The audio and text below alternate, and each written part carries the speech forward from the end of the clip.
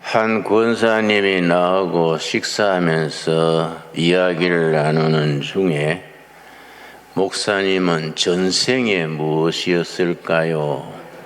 그렇게 물어서 내가 웃었습니다. 권사님, 그거는요, 성경적인 가치관, 성경적인 생각이 아닙니다. 그게 왜 그렇습니까? 그러길래 전생, 후생, 이거는 힌두교, 불교, 그러고 중국 사상, 동양적인 사고방식입니다. 그 역사를 이해하는 데 있어서 힌두교, 불교, 중국의 사상은 빙글빙글 돌아가는 순환사관, 혹은 원형사관이라 그럽니다. 그래서 저는 뱀띠인데요. 신사년 뱀띠 41년생인데 내보다 12살 아래는 띠동갑이라 그래요. 12년을 중심으로 12가지 짐승의 띠로 돌아갑니다. 5바퀴 돌면 60년이 돼서 아주 그거는 갑자년이 되지요. 빙글빙글 도는 겁니다. 그러니까 전생이라는 것은 내가 전생에 왕자였을까? 전생에 강아지였을까? 그렇게 그러다가 개가 집을 잘 지키고 주인한테 잘 마음에 들면은 사람으로 태어나는 거지요. 또 사람이 못된 짓 하고 악한 마음 품고 그러면 후생에 개로 태어나서 보신탕집으로 가는 거지요. 이 동양적인 역사관입니다. 그걸 원형사관, 순환사관, 빙글빙글 돌아간다는 겁니다. 이게 우리 인생 살아가는데 왜 이 영향을 미치냐 하면은 지금 또 인도의 칼카타 시에 가면은 굶어 죽은 사람들의 시체가 눈에 자주 띄입니다. 그런데 굶어 죽은 사람들의 얼굴이 열이면 열이다 아주 웃으면서 죽었습니다. 왜냐? 이 순환사관 때문에. 내가 지금 굶어 죽지만은 착한 마음으로 굶어 죽으면은 다음 생에 부잣집 아들로 태어난다. 굶어 죽으면서 아주 마음에 선한 마음으로 죽는 겁니다. 왜냐? 찌푸리고 악쓰다가 죽으면은 원숭이나 이렇게 강아지로 태어나니까 선한 마음으로 죽으면 부잣집 아들로 태어나서 잘 대접받고 산다. 그 마음을 품고 죽으니까 웃으면서 죽는 거지요. 근데 성경적인 역사관은 전혀 다르지요. 성경적인 역사관은 직선사관 혹은 전진사관, 하나님의 나라를 향해서 한 방향으로 전진하는 겁니다. 그래서 성경 전체 66권 중에 창세기 1장 1절은 태초에 하나님이 천지를 창조하시니라. 1장 1절이지요. 요한계시록 마지막 부분 21장 가면 새하늘과 새 땅을 창조하시는 겁니다. 그래서 성경이 창조에서 새 창조로 전진하는 거지요. 그리고 성경은 창세기 1장 1절은 창조인데 성경 마지막 책 요한계시록 22장 마지막 절은 주 예수여 어서 오시옵소서. 재림이죠. 재림. 그래서 어서 오시옵소를 마라나타요. 그 마라나타 선교회, 마라나타 합창단, 그런 말 들으셨지요? 오실 주님을 기다리는 신앙. 그 성경은 창조에서 시작해서 재림하실 주님으로 끝나는 거지요. 동양의 역사관처럼 뭐 전생 후생 빙글빙글 도는 게 없지요. 전진하는 겁니다. 그래서 기독교 문화권이 역사가 발전하지요. 세계 선진국 20나라를 뽑으면은 일본 외에는 19나라가 다 기독교 국가지요. 그건 왜 그러냐? 역사관 자체가 전진, 발전하는 겁니다. 그래서 성경적인 가치관을 가진다는 것이 대단히 중요합니다. 그건 역사관이지요. 인간관, 인간에 대해서 어떤 생각을 하느냐? 내가 대학에 들어가서 철학 공부하면서 난 모태신앙인데 기독교 신앙에 대해서 제일 못마땅한 것이 성악설이요. 원죄. 사람이 태어날 때부터 악하다. 성악설이지요. 공자님, 맹자님, 순자님, 동양 역사는 인간 이해는 성선설입니다. 인간은 태어날 때 선하다. 그래서 선한 인간이 잘 수양하면은 선비가 돼서 세상에 좋은 선비 노릇을 한다. 그래서 동양적인 교육의 핵심은, 유교의 교육은 수신, 제가, 치국평천하, 몸을 잘 다스리고 날 때부터 선한 마음을 잘 다스리고 제가, 가정을 잘 다스려서 치국, 나라를 잘 통치하고 천하를 이룬다. 이게 이제 유교 교육관이지요. 그런데 성경은 그게 아니에요. 원죄, 에덴 동산에서 불순종하고 죄를 지은 이후로 인간은 원죄를 지고 있어서 악하다. 성악설이지요. 다 죄인이죠. 다 죄인.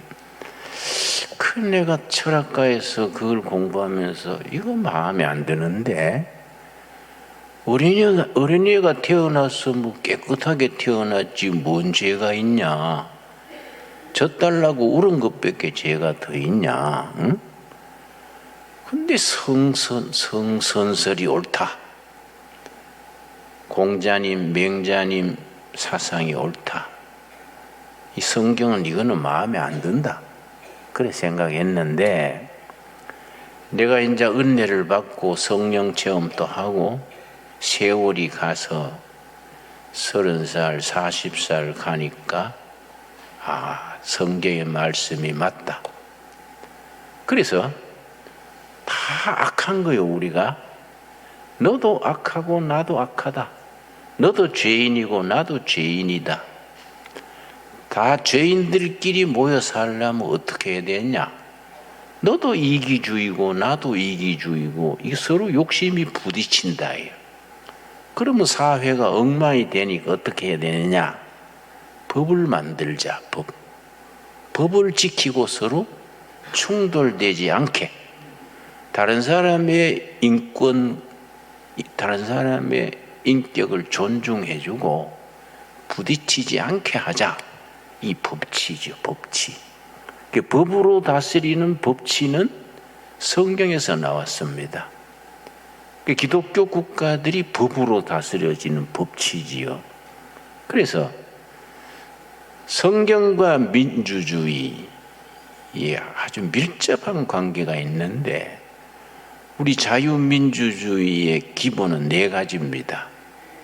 정치적으로 자유민주주의, 경제적으로 시장경제, 또 인권 존중, 법치사회, 이 민주주의의 네 가지 기본 가치인데 이게 기본이 성경이죠. 성경에서 그게 나온 겁니다.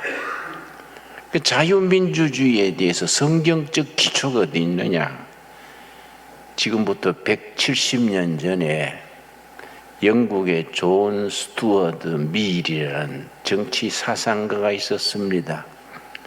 그 사람이 자유민주주의의 그 사상적 기초책을 냈는데 On Liberty, 책 제목이 자유에 관하여, 자유론이지요. 존 스튜어트 밀이라는 사상가가.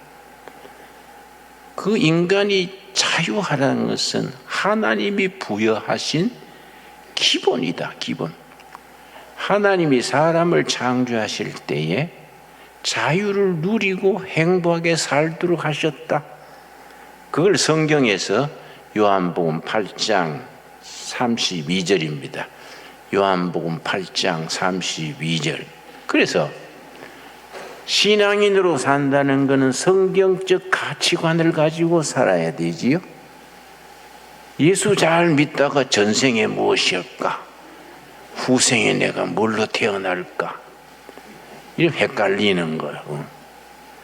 그건 불교적인, 힌두교적인, 동양적 사관이다, 그지요? 성경적 역사관, 인간관, 이런 게 참 중요한 겁니다. 성경적 가치관에서 민주주의가 나오고 열린 시장 경제가 나오고 법치, 아까 말씀드렸지요? 니도 죄인이고 나도 죄인이고 니도 네 욕심대로 살고 나도 내 욕심대로 사니 이거 부딪히면 안 되지 않냐? 어떡하냐? 법을 만들자, 법. 법을 정해가지고 법을 지키고 살면은 서로 부딪히지 않고 살 수 있다. 이 법치란 말이지요. 그래서 성경적 인간관에서 법치가 발전한 겁니다. 이해가십니까? 그러니까 우리가 신앙생활 하면서 성경적 가치관으로 살아야 돼요. 그런데 우리가 성경적인 정치 제도의 기본이 어디냐? 요한복음 8장 32절. 진리를 알지니 진리가 너희를 자유롭게 하리라. 진리 대신 예수님이 우리를 자유케 하는 거예요. 자유.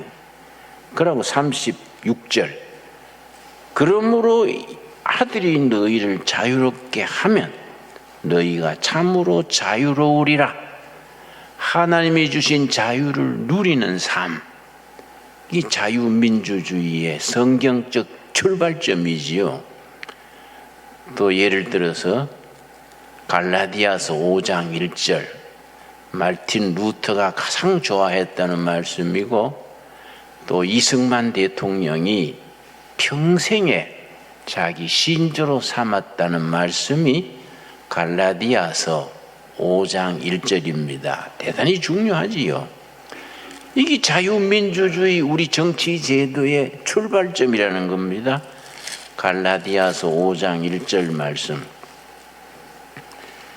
그리스도께서 우리를 자유롭게 하려고 자유를 주셨으니 그러므로 굳건하게 서서 다시는 종의 멍에를 매지 말라.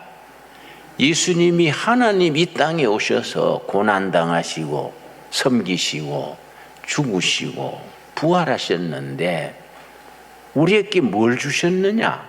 자유를 주시려고. 영혼의 자유가 첫째지요. 죄에서 심판에서 해방돼서 영적인 자유가 첫째고 그 다음에 정치적 자유, 사회적 자유, 인격적 자유. 예수님이 우리한테 자유를 주신 겁니다. 그러니 하나님이 주신 자유를 누리고 다시는 종이 되지 말아라. 참 귀한 말씀이지요. 이번 주에 우리가 새로운 정부의 대통령 윤석열입니까? 대통령이 취임했는데 5월 10일이지요. 이번에는 대통령이 취임할 때 취임사를 씁니다. 보통 밑에 이제 그 담당 비서들이 다 써주는데 윤석열 대통령은 자기가 직접 썼다 그래요. 근데 그게 아주 간결하고 명문장이에요. 근데 그게 내가 취임식 하는 자리는 내가 못 갔지만은 그걸 내가 누가 보내줘서 취임사를 읽었습니다. 아주 내용이 좋아요. 4가지 핵심이 윤 대통령의 대통령 취임사 자기가 직접 썼다는 것. 짧고 간결하게 잘 썼어요. 4가지요. 첫째가 뭐냐면은 자유민주주의를 회복하겠다.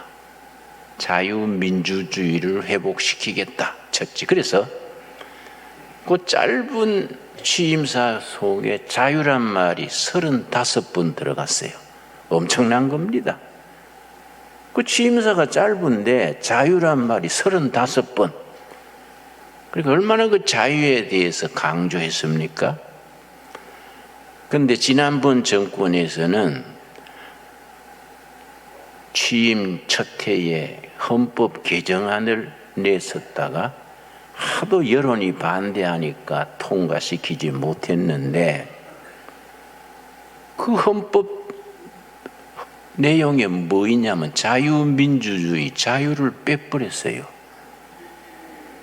자유민주주의가 우리가 1948년 8월 15일 우리나라가 시작되면서 우리 헌법의 기초인데 문 정권에서는 자유를 빼버리고 그냥 민주주의로 헌법을 고치려 했습니다. 그러면 자유민주주의에 자유를 빼고 나면 뭐가 남느냐? 민주주의는 복잡합니다. 인민민주주의, 수령민주주의, 교도민주주의, 사회민주주의 아주 위험한 거지요. 자유민주주의에 자유를 빼버리면은 이 위험한 거예요.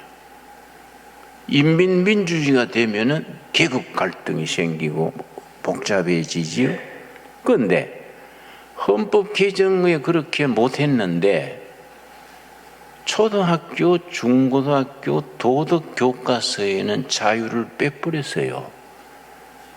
우리 아이들 교육에 자유를 빼고 가르치는 겁니다. 그게 심각한 거이지요. 왜냐? 성경적 기독교적인 가치관에서는 먼 거지요.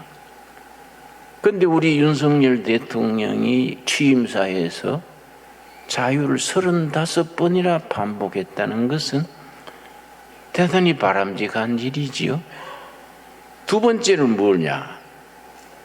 분배에서 성장으로 국가 경영을 전환하겠다. 분배. 같이 나누어 먹자가 분배지요. 성장은 많이 벌어가 기업을 일으키고 세금을 많이 걷어 가지고 그래서 복지사회를 나누어 주자. 성장이냐 분배냐. 사회주의는 분배를 강조합니다.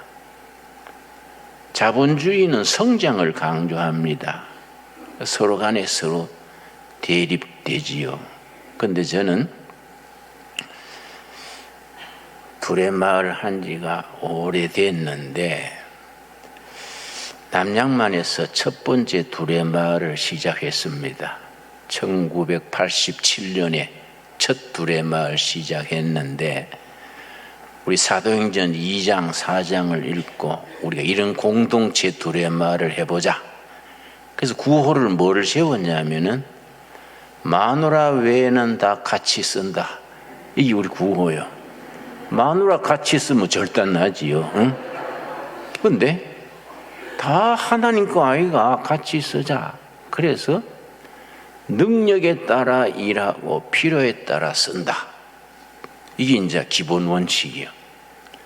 그 나는 능력이 있지 않습니까? 원고도 쓰고 집회도 나가고 하니까 뭐 수입이 한 달에 많지요. 근데 젊은 청년은 몸도 약하고 청년은 능력이 없지 않습니까? 그런데 한 달에 용돈은 꼭 같이 받았어요. 30만 원씩. 김진홍 목사도 30만 원, 늦게 들어온 청년도 30만 원, 몸이 약해서 맨날 낮잠 자는 친구도 30만 원. 굉장히 좋은 것 같지요? 평등하게 산다. 이게 한 1년, 2년 살아보니까 문제야. 일을 안 해요, 일을. 응? 일을 안 해도 30만 원? 김진홍 목사처럼 쇠 빠지게 다녀봐야 30만 원? 이게 일이 없어. 그걸 생산성이 없다 그래요. 프로덕티비티. 그래서 노동 의욕이 없어져 가지고 낮에 일하다가 한 친구는 10분마다 화장실 가네. 땅 파기 싫으니까. 야, 너는 인마 무슨 화장실에 자주 가냐? 오줌통에 구멍 났냐? 그러니까 나오는 오줌을 어떻게 해요? 그래서 야, 기저귀 차고 해라. 기저귀. 열받지 않습니까? 열심히 일하는데 자꾸 10분마다 가니까 일하기 싫으니까 빈둥거리는 거예요. 그러고 저기 보이는데 삽 가져오라 그랬더니 보이는 데 갔다 오는데 20분 걸려. 널쩍. 그러니까 적자가 나요. 적자. 마을에 적자요. 우리 부부는 적자 메우느라고 골병 들어. 열심히 뛰어다녀가 벌어가지고 적자 메우느라고. 안 되겠더라고요. 이래다가는 이거 동네 부도가 나서 죽도 밥도 안 되겠다. 그래서 견디다 못해서 전부 모였어요. 일 전부 쉬고 1박 2일 우리 부흥회하자. 전부 모여가지고 우리 이 마을에 적자만 쌓이고 일하는 사람은 골병 들고 노는 사람은 빈둥거리고 되겠냐. 우리 회개하자. 그래서 우리가 집회하고 찬송하고 서로 토론하고 해서 다시 시작했어요. 우리 고치자. 5가지를 고쳤어. 응? 5가지. 왜냐? 일 많이 하는 사람은 더 주자. 그걸 인센티브 제도라 그래. 부서도 양계부는 열심히 하니까 좀 더 주자. 주방부는 얼마나 수고하냐. 막 여름에 땀띠 나면서 주방부 하니까 그 보너스를 주자. 어영구영 노는 부서는 좀 덜 먹어라. 인센티브 제도를 하고 5가지를 고쳤는데 훨씬 적자가 줄고 다르더라고요. 그때 내가 북한 돕기를 했습니다. 북한 나진선봉에 농장을 했어요. 그때 남북 관계가 좋을 때지요. 북한에 농장을 하는데 이제 나진선봉시 인민위원장, 우리는 시장이요. 나진선봉시 시장하고 식사를 하는데, 그러고 이제 당 간부들 모여서 시장하고 식사하는데 저녁 7시에 식사를 시작했습니다. 식사하다가 김 선생, 남조선에서 뭐 합니까? 두레마을 공동체를 합니다. 공동체라는 건 뭐예요? 우리 구호가요, 능력에 따라 일하고 필요에 따라 쓴다. 실력 있는 사람은 열심히 벌고 없는 사람도 그냥 같이 삽니다. 그거 우리 공산주의하고 비슷합니다. 얘기를 해보시라요. 내가 이제 얘기를 했지요. 열심히 했는데 다 용돈 30만 원 받으니까 생산성이 안 올라서 빚만 져서 회의를 해가지고 고쳤습니다. 그 얘기를 하니까 얼마나 잘 듣는지, 그 식으로 말하면 은혜 충만하게 듣는 거예요. 응? 자꾸 더 하라네 얘기를. 새벽 3시까지 얘기했어요. 밤 7시부터. 내가 이 사람들이 내 얘기를 왜 그래 잘 들을까? 자꾸 얘기를 하래. 그래 깨달아, 자기들의 얘기구나. 공산주의가 그렇잖아요. 공산주의가 자기들의 얘기니까 잘 듣는 거야. 그래 어떻게 고쳤습니까? 그래서 5가지 고친 얘기를 했더니 모두 한숨을 쉬더라고요. 자기들도 그래 하면 되겠는데 평양에서 그렇게 못하게 한다. 그렇게 하면 수정주의가 되어서 숙청당한다는 거예요. 그래서 밤 3시에 헤어졌는데 그 다음날 10시쯤 시에서 사람이 나왔는데 나한테 거류민증을 줬어요. 북한에 언제든지 머물고 갈 수 있는, 우리는 말하면 주민등록증을 줬어요. 이걸 왜 줍니까? 김 선생은 남조선에 살고 있는 공산주의 동집내다. 그래서 이게 사람 잡을 일이 있어요? 나 이게 들고 가면 이 무기징역감인데? 그랬더니 관세하시면 넘어오시라요. 이러더라고. 그래 거류민증 잃어요. 내가 거류민증. 물론 나중에 돌려달라 해서 돌려줬습니다마는 내가 나중에 김정일을 막 나쁘게 얘기하니까 돌려달라고 연락이 왔어요. 그 공산주의는 안 되는 겁니다. 내 경험에 의하면 안 돼요. 서서히 저는 망합니다. 왜냐? 분배를 강조하는데 나중에 분배할 거리가 없어. 성장을 해가지고 수입이 올려가지고 그 다음에 복지로 분배하는 거 아닙니까? 그렇지요? 그러니까 우리 윤석열 대통령 자기가 쓴 취임사에 분배를 성장으로 전환시킨다. 기업하는 사람들의 사기를 올려져 가지고 열심히 벌어가 세금 많이 내면 그걸 가지고 공무원 월급 주고 복지한다. 옳은 얘기지요? 3번째 뭘 들었냐면은 과학, 기술, 혁신을 강화한다.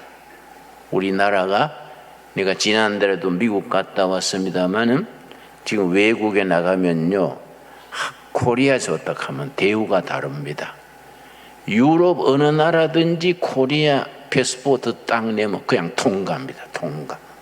그리고 전 세계에서 가장 많은 나라에 갈 수 있는 여권 패스포트가 우리나라 패스포트입니다. 그래서 중국 같은 데서는요 우리 걸 훔쳐가지고 거의 800만 원에 팔아요. 그 사진만 갈아 붙여서 위조 여권 만들라고. 한국 패스포트가 인기 최고입니다. 예. 왜냐 그만큼 우리나라 국격이 올라간 겁니다.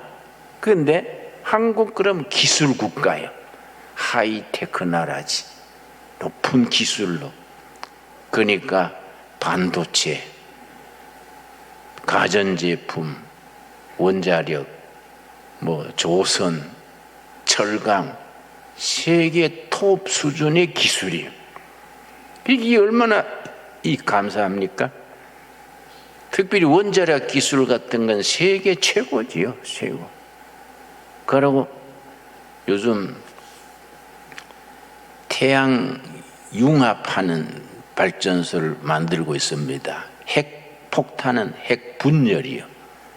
근데 이걸 핵을 융합시키면은 새로운 에너지가 나오는데 이거는 공해가 제로입니다. 제로. 그 인공 태양을 만드는 겁니다.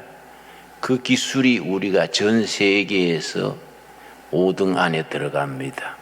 2등, 3등 돼요. 한국 기술이 세계가 알아주는 거지요. 근데 우리가 이번 대통령 취임사에서 과학, 기술, 혁신을 강화한다. 4번째 뭘 들었냐면은 자유민주주의 국가들하고 연대를 같이 한다. 자유세계하고 서로 어깨를 그동안에 우리가 좀 한국하면 좀 소외됐지 않습니까? 친중 친북하는 통에 국제 무대에서 많이 소외됐는데 이걸 고친다는 거예요. 그래서 이번에 대서양 방위 기구가 나토 아시지요? 나토에 우리가 무슨 분야에 가입했냐면은 사이버 방위 조약에 우리가 가입했습니다. 아시아에서는 처음으로. 일본이 열받았지요. 자기들이 들어가야 되는데 한국이 왜 자기보다 앞서냐? 중국은 또 방방 뛰지요. 응? 나토 그 사이버 방위 조약에 코리아가 왜 들어가냐 이게. 그만큼 우리가 국격이 올라간 겁니다. 이걸 회복시켜 가지고 인류 국가로 나아가겠다. 그런데 인류 국가로 나아가려면은 뭐가 있어야 됩니까? 정신세계, 정신적인, 도덕적인, 영적인 것이 통일돼야 되지요. 그래서 외국의 선진 미래를 예측하는 사람들은 한국이 2050년경에는 세계 3대, 4대 강국에 들어간다. 그렇게 되는 이유 중에 하나가 한국의 프로테스탄트 처치, 개신교, 한국 개신교. 한국의 개신교 때문에 한국은 통일한국 이후에 세계 2위, 3위 선진국에 올라선다. 참 좋은 얘기지요. 핵심이 뭐냐? 성경적 가치관이에요.